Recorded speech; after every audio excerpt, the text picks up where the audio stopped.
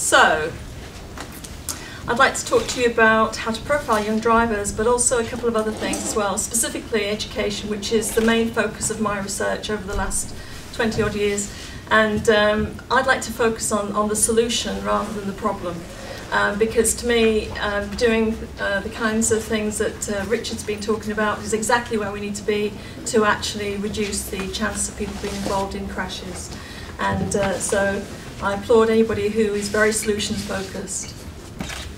Now I want to talk really briefly about the driving test. Don't forget that it's been compulsory since 1935, and where are we 80 years later? Very briefly about the research on the benefits of driver education and the fact that there's been some fairly monumental failures in the past and why that might be. And then tell you a little bit about the distinction between driver behaviour and driver skills, and then very briefly about driver profiling, and then finally something on hazard perception training and how that can improve young driver crash risk. First of all, these four people have something in common. Up there, first of all, the first thing they have in common is genetics. They're all my family. That's my grandfather up at the top there, and then my father. And that's me in the 80s committing a very serious hair crime. And there's my daughter. Now, the other thing that this photograph has in common is that all these photographs were taken within a year of these people passing their driving test. And then the third thing that they have in common is that they all pretty much did the same thing when they passed their driving test. And yet the research in this field has come on in leaps and bounds. You know, the research is incredible. When I first started my PhD in driver behaviour in the 80s, I literally had half a dozen or a dozen papers. It was very easy, you know, and it was an open book in terms of actually doing research in this field. But now I just cannot simply keep pace with the research that's coming through. So we know so much about driver behaviour, and yet very little is actually reaching the ground. And so, you know, I appeal to people in my field who can actually bring that research into the ground, at the ground roots level, and actually really make a difference. Okay, so very briefly, what is it about driver education that has monumentally failed? I understand you've had a presentation earlier, I didn't hear it unfortunately, where that was one of the messages. Well, you know, if you look at some of the driver education that has been conducted in the past, it's not been theoretically based, so why would you expect there to be any benefit in terms of the influence on behaviour? There's been a monumental lack of evaluation studies, and so we don't know whether it's been effective, because the research hasn't been done. The other problem is that the samples, when you look at the research on driver education, have been very small. So it's been difficult to generalise to larger populations, and the main problem, of course, is that there's no control group, so you can't compare the intervention against a baseline. And of course, the other problem is that crashes are very difficult criterion measures because, in fact, they're quite infrequent. You know, when you think about the number of miles that a driver does, and yet, you know, chance of being involved in a crash is actually quite small, although we know they're overrepresented in these vulnerable groups. The other problem with driver education in terms of its research in the past is that there have been some unintended consequences or issues to do with what the people who have put these interventions in place didn't expect to happen. What they typically did was to provide earlier licensing, so it offset any benefit of the education. And the other problem, of course, is that by training in certain ways, it tends to increase driver confidence. I notice in my work with the emergency services that nowadays they've stopped a lot of the skid training because of the concerns about how it increases overconfidence and gives a message how to actually manage a skid rather than how to avoid one. So the messages in the driver training and education really does need to focus on the safety message rather than the skill message. And I'll come back to that in a minute. The other problem with the education that has been done in this field is that it's been very short-term in duration. You know, you cannot expect half a day intervention, an hour or whatever, to actually have an influence on behaviour long-term. It just simply doesn't happen that way. You know, what you do need is a phased approach, a drip approach, where you're regularly giving feedback and information and helping people to shape their behaviour is exactly the kind of space you need to be in if you're going to influence behaviour. And there's also kind of a one-size-fits-all mentality in driver education, and that's just simply not true. You know, everybody is different. We're all unique. We all bring into the driving task our personalities, our emotional temperaments, our lifestyles. There's always something very unique about individuals. And to actually give everybody the same education misses a lot of those individual differences. And the other problem is that a lot of the education has focused on knowledge development. And actually, the research has shown that that's not terribly beneficial. Some of the work we've done, for example, where you can see, well, one of the papers, Falk and Montgomery, have published that even when young people have been very well aware that there are terrible consequences of excessive speed, and that it might lead to a crash, and they clearly demonstrated that knowledge, they didn't feel that it applied to them. And so there are these biases in the way that people think. And we need to address those if we're trying to overcome these problems and influence their behaviour. And we found in our research on highway code tests that even when you look at people who score very well on understanding the road rules and road signs and so on, that they still there's no relationship with crash involvement and violations. So just giving people information about the risk in a generic way like that is not the best way forward. The best way forward, if you want to influence behaviour, is actually look at the motivations of the individual and tackle those. Okay, so very briefly on skills versus behaviour. I'd like to draw a distinction between this because a lot of the focus in driver education has been on the skills-based approach, the mechanical skills of driving, how to manoeuvre a vehicle in space. And of course that's where the whole driving test is geared towards, which is from my photographs earlier of my family. That's really what they focused on. Well, you know, driver behaviour is very different to skill. We're not talking about skill here. You know, often people know what to do, but they don't do what they know. You know, they've learned the skills, they've proved they can actually manoeuvre a vehicle safely, but they don't do it in the situational context. And that's important to understand. So let's draw a distinction there. Now, with regards to young driver behaviour, what we know about them from all our research in this field, and I can't hope to cover this in any detail, but overconfidence, thrill-seeking, all these kind of risk-taking tendencies that we've heard of before the break, the problems with regards to impulsive actions, how people deal with the passengers in the vehicle and so on, and the distractions that are apparent.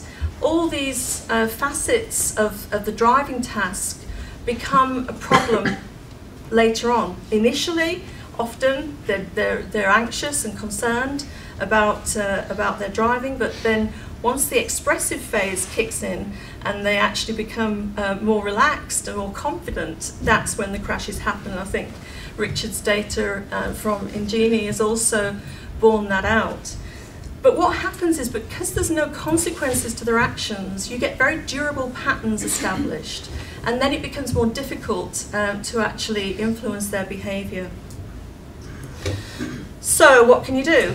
Well, a lot of people now are starting to get the message about developing self-evaluation competencies and self-reflection skills, and getting people to do this is the key. How do you do this? We now have several studies in which we've seen the benefits of developing people's self-evaluative competencies, and a study recently published showed that even a very brief coaching intervention using feedback on the personality profile of the driver has actually led to speeding reductions compared with a control group. That was the study by Paver. And also resilience-focused education, where you're teaching people the coping strategies that they need to avoid taking the impulsive actions, to manage stress better, to manage fatigue better, and so on. So, one of the things that I've been involved with for a number of years is the development of a psychometrically based risk assessment for young people and also for drivers, where you can actually profile their driving style.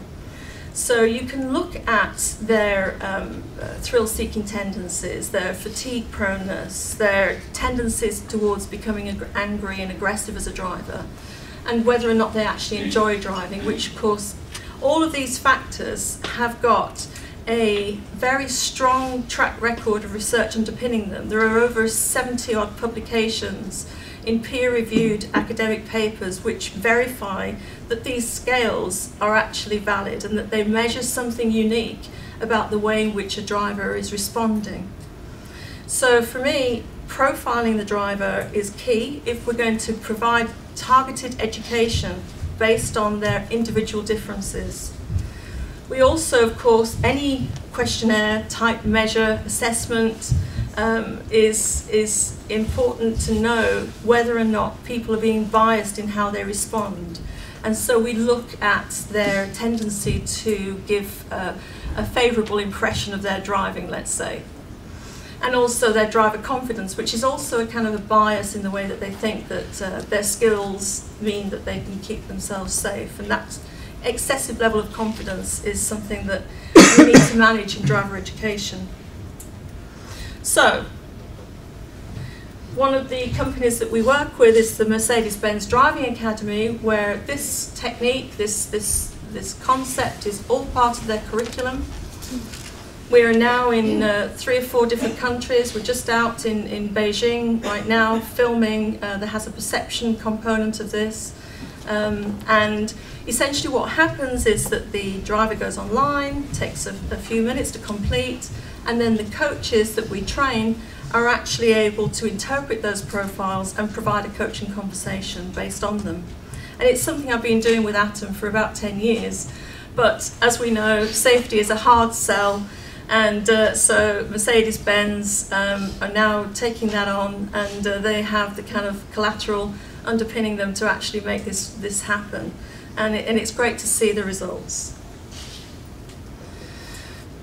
So I want to just finish off by telling you a little bit about hazard perception skills, because it's actually the only driving specific skill that has actually been associated with crash involvement. And there are a number of studies, and I've just put a smattering of them there. There's a lot more. We know that, particularly amongst young drivers, that there is improper lookout at junctions. In fact, on average, people only search for half a second at junctions. They just simply don't look properly. And if you know anything about how the eye functions, when you fixate, you only see a very, very small amount of information on when your eyes fall on that fixation point.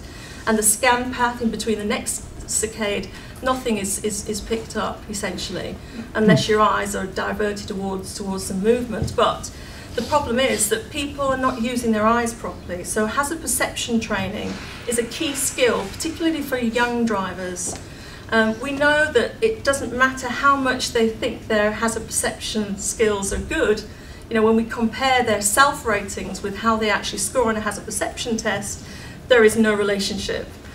So they really do need to be upskilled. And recent research has shown that even experienced drivers benefit from hazard perception training. Because people, you'd be surprised, actually miss an awful lot of hazards. And it's because of the traffic being very forgiving that we're able to actually not crash every time we do something wrong.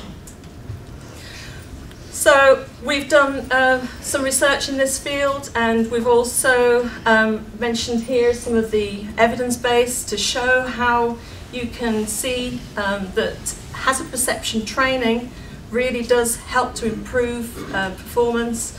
And I won't go through those studies, but suffice to say, there's plenty of evidence now that it's effective. So I want to show you okay, thank you. Just really quick introduction.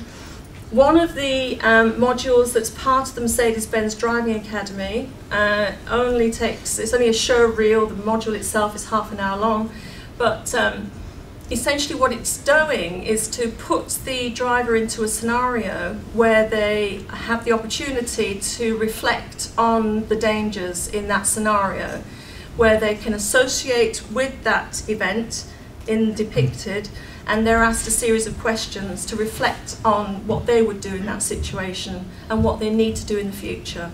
But it covers all the major risk factors that we know are associated with young driver crash involvement. Okay, thanks.